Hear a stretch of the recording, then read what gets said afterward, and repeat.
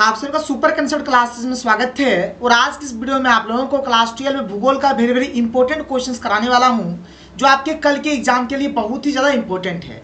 देखिए, ये जो हमारा वीडियो है, इस वीडियो में आपको केवल और केवल ज्योग्राफी के सेकंड बुक का करीबन 100 प्लस MCQ क्वेश्चंस कराऊंगा, जो बहुत ही ज़्यादा इंपॉर्टेंट है। तो आप लोग फटाफट कर लीजिए। तो चलिए शुरू करते हैं और एक एक करके हर एक क्वेश्चन को देखते हैं। देखिए, यहाँ पर हमारे पास जो सबसे पहला जो क्वेश्चन है, क्वेश्चन नंबर 1 क्या है कि वायु प्रदूषण से कौन से रोग होते हैं। तो वायु प्रदूषण से हमारा फेफड़ा का भी रोग होता है और हृदय का भी रोग होता है, इसलिए इसका सही उत्तर ऑप्शन नंबर 4 हो जाएगा। 1 और 2 दोनों इसका करेक्ट आंसर होगा। क्वेश्चन नंबर 2 क्या है कि मृदा अपरदन का मुख्य कारण क्या है। तो वन विनाश भी होगा, पशुचारण भी होगा, खनन भी होगा, यानी कि इनमें से सभी इसका करेक्ट आंसर हो जाएगा।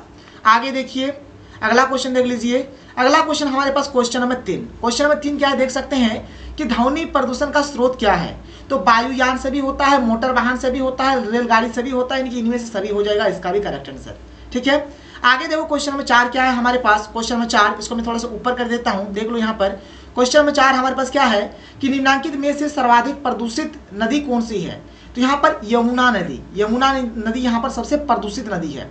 4 का सही उत्तर यहाँ पर ऑप्शन नंबर 3 हो जाएगा। आगे चलिए, आगे बढ़िए, अगला क्वेश्चन देख लीजिए। क्वेश्चन नंबर 5, ठीक है, क्वेश्चन नंबर 5 हमारे पास क्या है।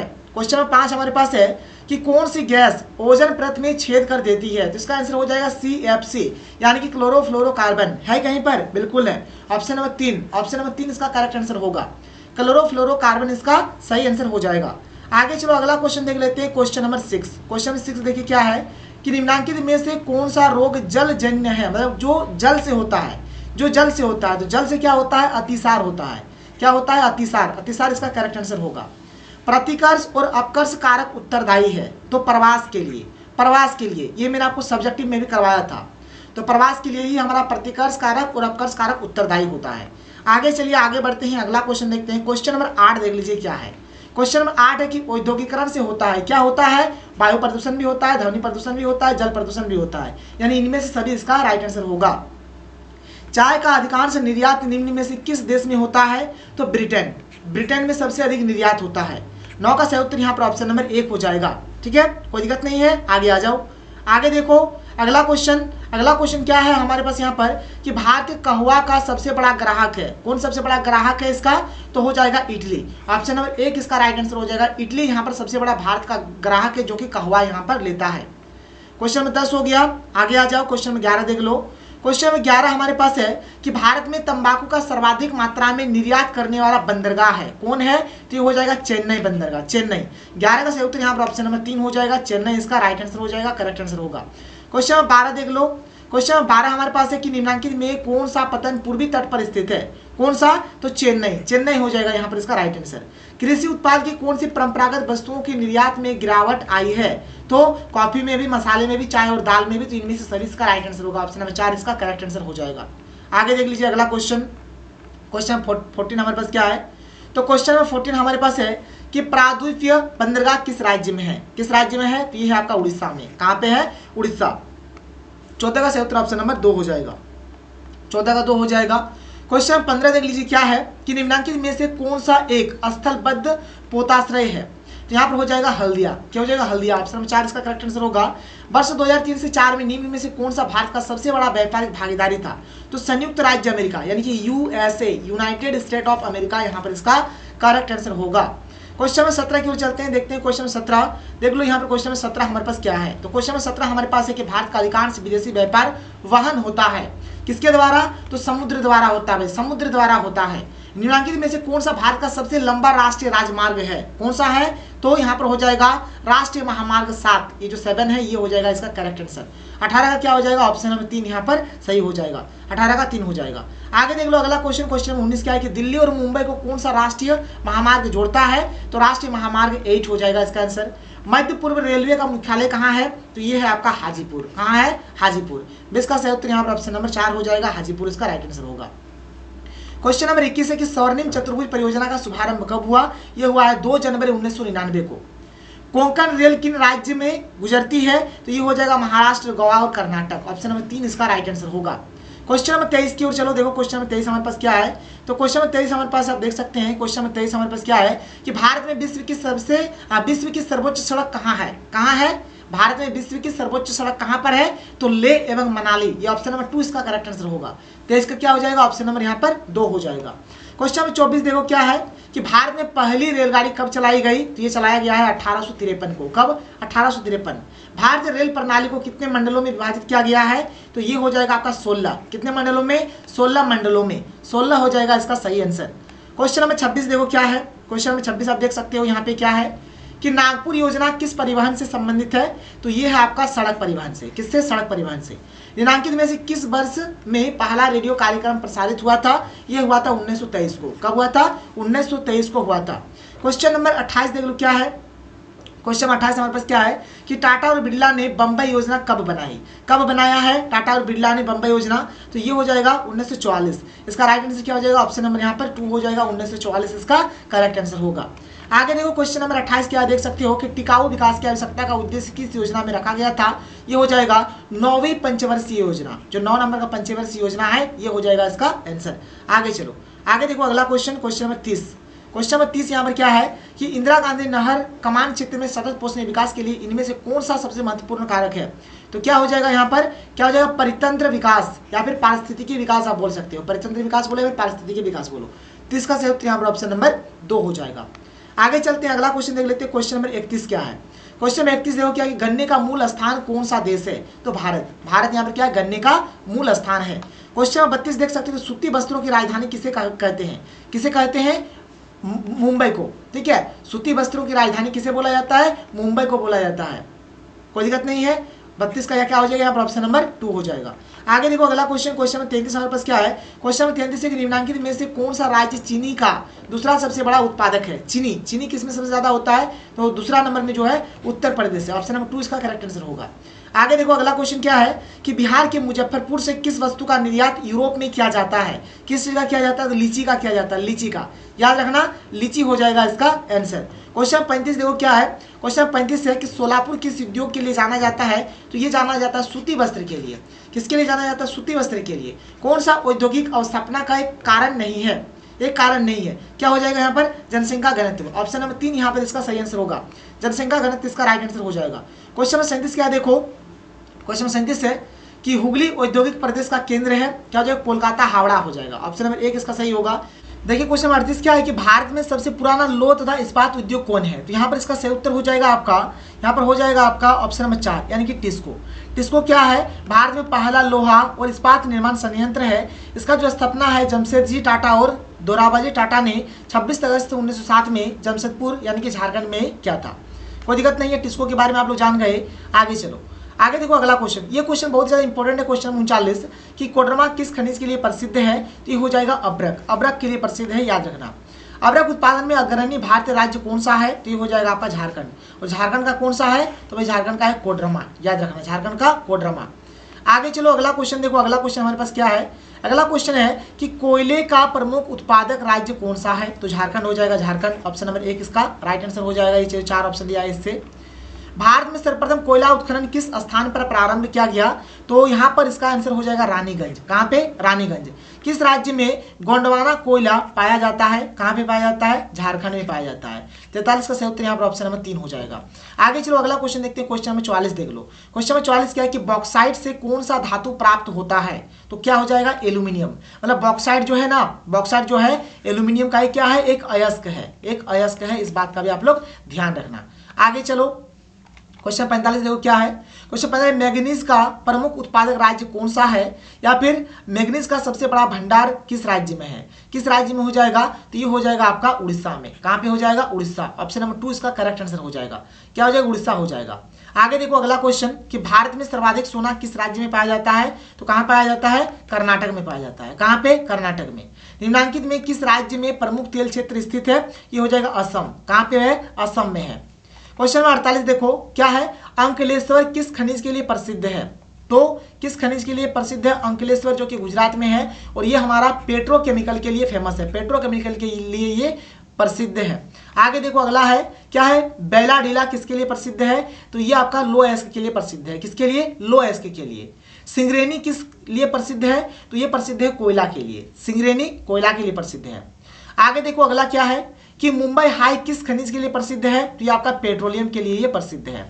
संरक्षण की दृष्टि से तांबे के स्थान पर किस धातु का उपयोग उचित है? किसका? तो एल्यूमिनियम। एल्यूमिनियम संरक्षण के लिए, सॉरी ठीक है, संरक्षण के लिए, संरक्षण की दृष्टि से तांबे के स्थान पर किस धातु का उपयोग सबसे उचित है? तो एल्यूमिनियम इसका करेक्ट आंसर होगा। आगे देखो, नरोरा परमाणु ऊर्जा परियोजना निम्न में से किस राज्य में है? तो ये आपका उत्तर प्रदेश में है, उत्तर प्रदेश इसका करेक्ट आंसर होगा। क्वेश्चन नंबर 53 देखो क्या है, क्वेश्चन 53 की निम्नलिखित में से कौन सा ऊर्जा का अनवीकरणीय स्रोत है? अनवीकरणीय स्रोत मतलब समझ सकते हो, अनवीकरणीय स्रोत मतलब क्या होता है कि जिसको हम लोग दोबारा प्राप्त नहीं कर सकते हैं। तो यहाँ पर देखो, जल को हम लोग दोबारा प्राप्त कर सकते हैं, सौर को भी, पवन को भी, बट ताप को नहीं। 53 का सही यहाँ पर ऑप्शन नंबर 3 हो जाएगा। इसको हम क्या बोलेंगे? अनवीकरणीय स्रोत बोलेंगे। हीराकुंड बांध किस राज्य में या फिर किस प्रदेश में है? बहुत ही इंपॉर्टेंट क्वेश्चन है, ये आपका उड़ीसा में है। कहाँ पे है? उड़ीसा में है, याद रखना, उड़ीसा में है, याद रखना, बहुत ही अच्छा और इंपॉर्टेंट क्वेश्चन है। आगे देखो कि भारत में कौन सी नदी का जल ग्रहण क्षेत्र बड़ा है? तो हो जाएगा यहाँ पर सभी हो जाएगा। संसार की बड़ी नदियों में ब्रह्मपुत्र कौन से स्थान पर है? तो ब्रह्मपुत्र का जो यहाँ पर नंबर है, किस नंबर पे आता है? 8वें नंबर पे आता है। कितने नंबर पे? 8वें नंबर पे। आगे देखो अगला क्वेश्चन कि भारत की सबसे लंबी नदी कौन सी है? कौन सी है? भारत की सबसे लंबी नदी है आपका गंगा, भारत की लंबा, और पूरे विश्व का अगर बात करें तो नील नदी, पूरे विश्व का नील नदी और भारत का गंगा नदी। आगे देखो, आगे चलो, आगे क्या है हमारे पास? आगे हमारे पास देख लो आप यहाँ पर अगला क्वेश्चन। अगला क्वेश्चन, निम्नलिखित में से सर्वाधिक लंबी नदी कौन सी है? सर्वाधिक लंबी नदी कौन सी हो जाएगी यहाँ पे? ब्रह्मपुत्र। जो ऑप्शन दिया गया इसके अकॉर्डिंग तो यहाँ पर क्या हो जाएगा? ब्रह्मपुत्र हो जाएगा। निम्नलिखित में से किस नदी की जल उपयोगिता सबसे अधिक है? किसकी? तो गंगा, गंगा हो जाएगा। धरातलीय और भूम जल का सर्वाधिक उपयोग किसमें होता है? ये होता है कृषि में। किसमें होता है? सबसे ज्यादा यूज जो होता है कृषि में होता है। 60 का सही उत्तर ऑप्शन नंबर 1 हो जाएगा। आगे देखो क्वेश्चन नंबर 61 क्या है कि धरातलीय जल के निम्न में से कौन से प्रमुख स्रोत है? कौन से? तो नदियां, झीलें, तालाब सब हो जाएंगे, इनमें से सभी इसका करेक्ट आंसर होगा। निम्नलिखित में से जल किस प्रकार का संसाधन है? तो जल हमारा एक चक्रीय संसाधन है। क्या है? चक्रीय संसाधन, मतलब बार बार ये चक्कर होते रहता है। जैसे वर्षा जल चक्र जो होता है ना, मतलब जैसे हमने जल का यूज करा, फिर वर्षा से फिर से दोबारा से पानी हो जाएगा, तो वर्षा का सही उत्तर ऑप्शन नंबर 4 हो जाएगा। आगे देखो अगला क्वेश्चन कि भूम जल का सबसे कम उपयोग करने वाला राज्य कौन सा है? तो ये आपका हो जाएगा, मतलब सब यहाँ पर जितने भी दिए हुए सब, गुजरात भी, उत्तर प्रदेश, बिहार, महाराष्ट्र, सब। झूमिंग कृषि कहाँ की जाती थी? आपका होता है असम में। कहाँ पे होता है? असम में किया जाता है। आगे देखो क्वेश्चन 65 क्या है? क्वेश्चन 65 है कि भारत में गेहूं का सबसे बड़ा उत्पादक राज्य कौन है? कौन है सबसे बड़ा उत्पादक राज्य? तो ये हो जाएगा उत्तर प्रदेश, यूपी इसका करेक्ट आंसर होगा। यूपी इसका सही आंसर हो जाएगा। आगे चलो भाई, आगे देखो, आगे देखो अगला क्वेश्चन। देखिए क्वेश्चन 66 क्या है कि चाय का सबसे बड़ा उत्पादक देश कौन सा है? तो सबसे नंबर फर्स्ट पोजीशन पे है हमारा भारत, फर्स्ट पे भारत है, और चीन हमारे सेकंड पोजीशन पे। चीन कितने में है? सेकंड पे है, इसको आप याद रखना। तो 66 का सही उत्तर ऑप्शन नंबर 2 हो जाएगा, भारत इसका राइट आंसर हो जाएगा। आगे देखो अगला क्वेश्चन, क्वेश्चन 67 क्या है? किस देश में संसाधन कम तथा विकास अधिक है? किसमें? तो ये हो जाएगा जापान। जापान में संसाधन कम है लेकिन उन लोग विकास बहुत ही अधिक कर लिए हैं। तो 67 का सही उत्तर यहाँ पर ऑप्शन नंबर 3 हो जाएगा।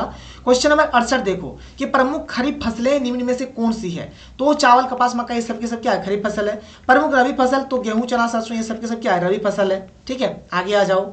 आगे देखो अगला क्वेश्चन, अगला क्वेश्चन देखते हैं कि निम्नलिखित में से कौन एक पेय फसल या फिर नगदी फसल है? कौन? तो यहाँ पर कौन हो जाएंगे भाई? पेय फसल। तो यहाँ पर चाय, चाय क्या है? पेय फसल है, जिसको हम पीते हैं।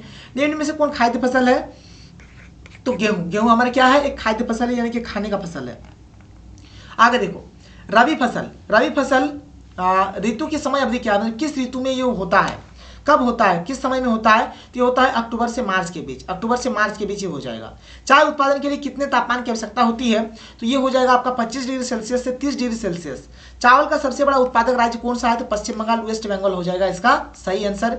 आगे देख ले भाई, आगे देखे यहाँ पर अवैध बस्तियों को क्या कहते हैं? तो अवैध बस्ती को हम लोग यहाँ पर मलिन बस्तियां भी बोलते हैं। क्या बोलते हैं? मलिन बस्तियां भी बोलते हैं। पर्वतीय भागों में किस प्रकार की बस्तियां पाई जाती है? तो वहां पर पाया जाता है सीढ़ीनुमा। कैसा बस्ती? सीढ़ीनुमा बस्ती वहां पे पाया जाता है। क्या है आगे कि जिन नगरों का अस्तित्व 2000 वर्ष से भी पूर्व से है उन्हें क्या कहते हैं? तो उन्हें कहेंगे प्राचीन नगर। क्या कहेंगे? प्राचीन नगर कहेंगे। नदियों के डेल्टाओं के सहारे अधिवास किस प्रतिरूप के होते हैं? तो ये हो जाएंगे आपके पंखा प्रतिरूप। पंखा प्रतिरूप इसका राइट आंसर होगा। किस झील के चारों ओर बसा गांव किस प्रतिरूप, किसी झील के चारों ओर बसा गांव किस प्रतिरूप में आएगा? तो ये आपका आएगा निहारिकेय। ठीक है, निहारिकीय प्रतिरूप में आ जाएगा। 79 का सही उत्तर यहाँ पर ऑप्शन नंबर 2 होगा। 79 का क्या हो जाएगा? ऑप्शन नंबर 2 होगा। आगे देखो कि निम्न में से किस प्रकार की बस्तियां सड़क, नदी या नहर के किनारे होती है? किस प्रकार की मतलब यहाँ पर बस्तियां हो जाएगी?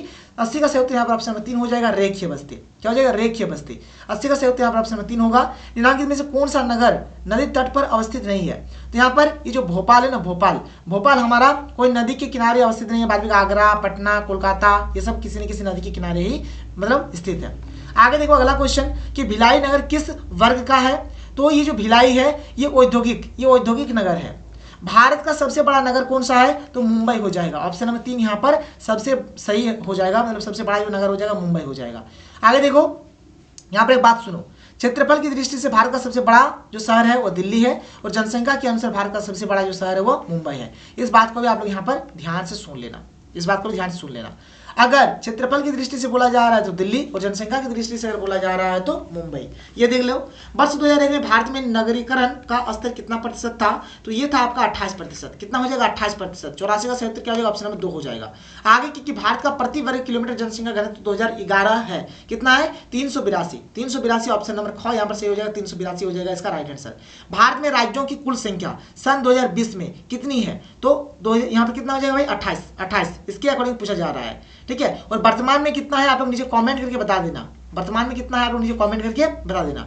आगे देखो कि 2011 की जनगणना के अनुसार भारत के किस राज्य का जनसंख्या घनत्व निम्नतम है, तो क्या हो जाएगा यहाँ पे अरुणाचल प्रदेश इसका सही आंसर होगा। क्या होगा, अरुणाचल प्रदेश सही हो जाएगा।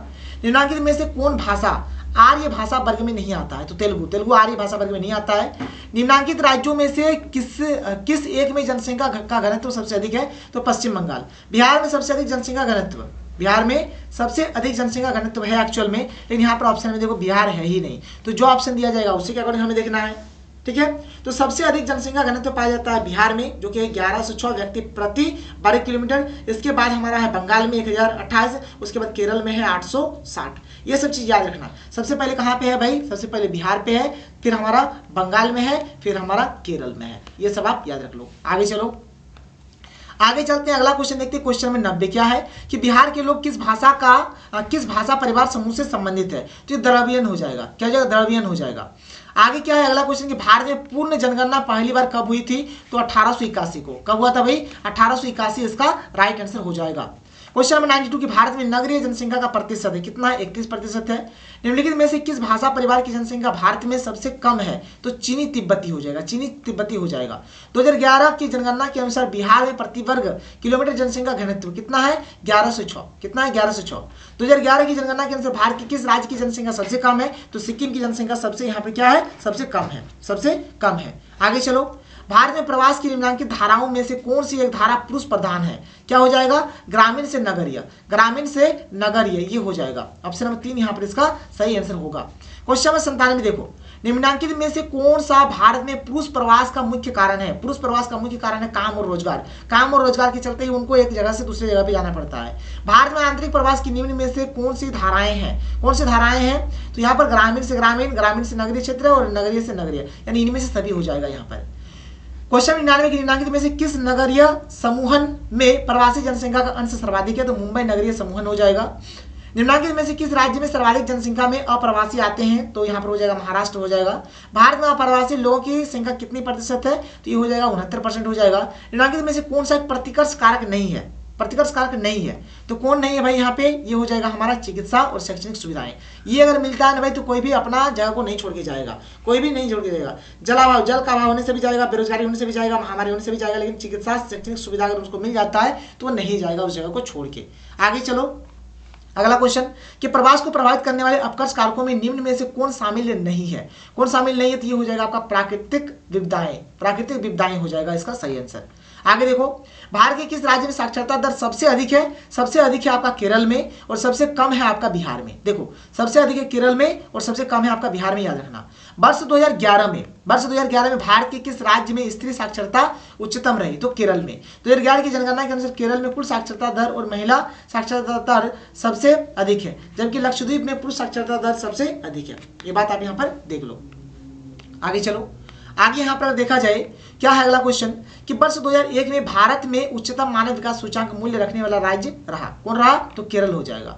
वर्ष 2001 में भारत में निम्नतम मानव विकास सूचकांक मूल्य रखने वाला देश क्या हो जाएगा, यहाँ पे बिहार हो जाएगा। देखो, अगर यहाँ पे देखा जाए भाई, उच्चतम मतलब सबसे ज्यादा किसका है, तो केरल का, सबसे कम किसका है यहाँ पे, तो बिहार का। 2011 की जनगणना के अनुसार भारत की साक्षरता का प्रतिशत कितना है, तो 74.04। कितना हो जाएगा, 74.04। आगे देखो, भारत के किस राज्य की साक्षरता दर सबसे अधिक है, तो भाई केरल यहाँ पर इसका सही आंसर हो जाएगा। और ये जो हमारा सेकंड बुक है, सेकंड बुक यहाँ पर हमारा खत्म हो जाता है। मतलब हमारे पास जितना भी इंपॉर्टेंट क्वेश्चंस था मैंने आपको सारा करा दिया।